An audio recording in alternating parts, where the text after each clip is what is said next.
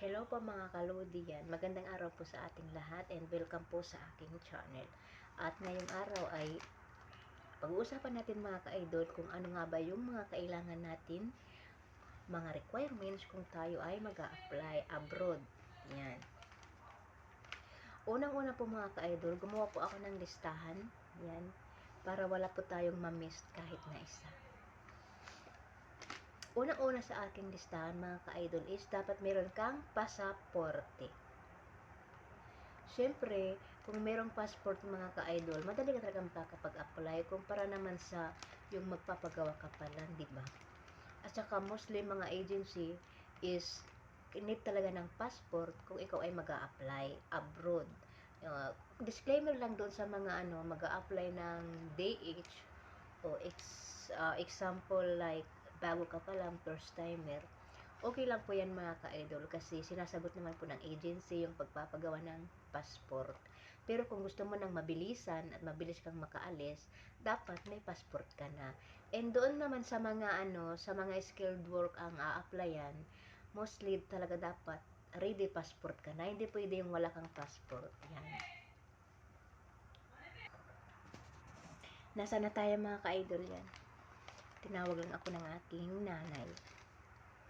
Naputol ang ating discussion. Pangalawa sa aking listahan mga ka-idol is school credential. Yan.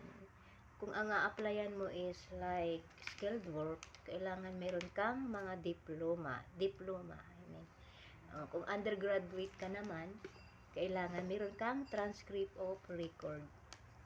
Kailangan yan mga ka-idol. Mag-ready na po kayo. Yan, sa mga gusto mag-apply. Pangatlo sa ating listahan ay UMID ID. Ang UMID ID ay kailangan at hinahanap po talaga yan mga ka-idol ng agency, especially kung ang iyong ina-applyan is skilled work.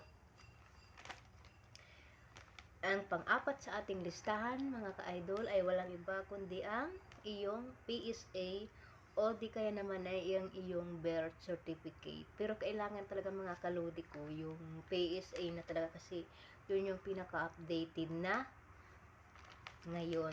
Yan.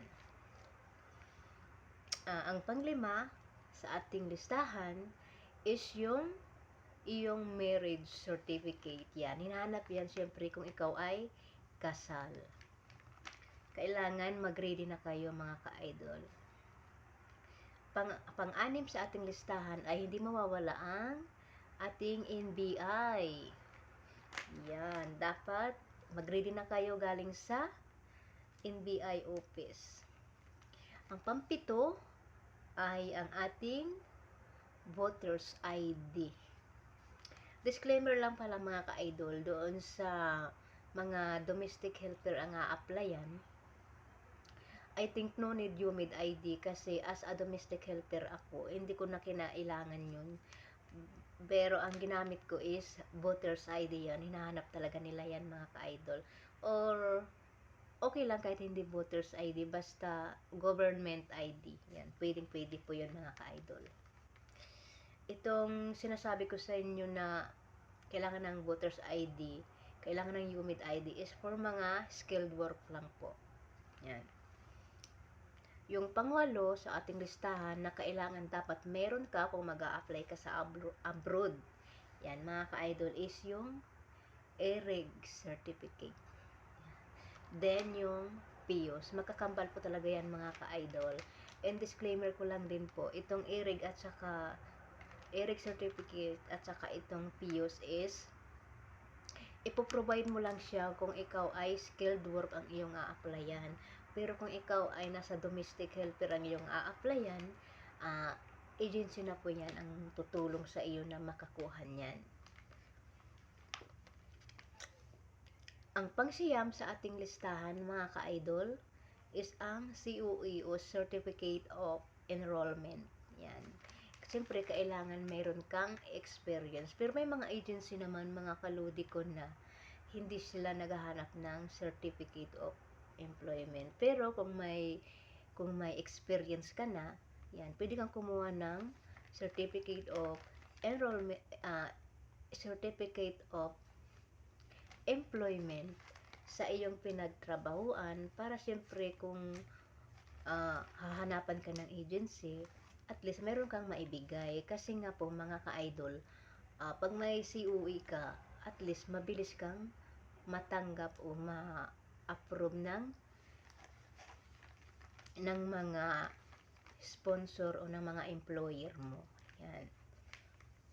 Yung pang-sampo sa ating listahan mga ka-idol is about lang to sa mga ex-abroad na. O kung ex-abroad ka, dapat meron kang info sheet. At ang ating pang-11 sa listahan, syempre mga ka-idol, mag-ready kayo ng ID picture. Yan. 1x1 at saka 2x2 picture.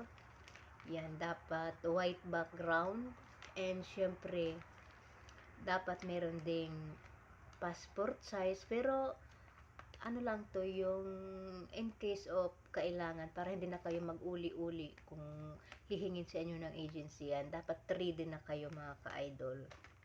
And of course, yung ating ballpen at saka lapis. Huwag po natin yung kalimutan mga ka-idol, kasi sa agency, isa sa mga pupuntahan natin, kailangan po talaga yan ng ballpen, at mahirap na po pag maghiram-hiram tayo doon sa ating mga makikilala.